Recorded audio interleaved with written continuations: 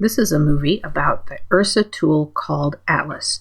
You may encounter Atlas specifically in the context of this option right here, where it drops you into an overview of all the datasets that are available within Atlas, but it's more likely that you'll find Atlas by going through one of the mission deliveries. So if you go down here and go to C2D and Primary Data Access, that is also Atlas. This shows you here on large scales the sky, and then the little footprints are where all of the data that are part of this particular data delivery are on the sky.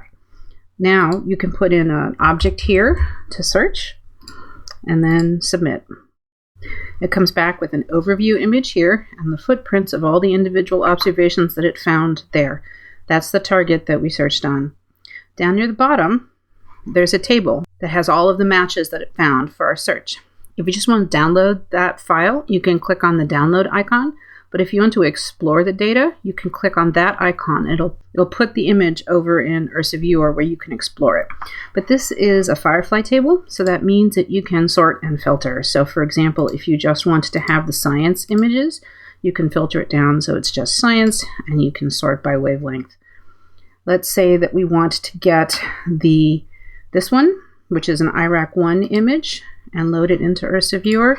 And let's go back over here and load IRAC4 into Ursa Viewer. So now we've got two images that are loaded into Ursa Viewer. Now from here, you can use all of the tools that are available within Ursa Viewer, and there's other videos on that.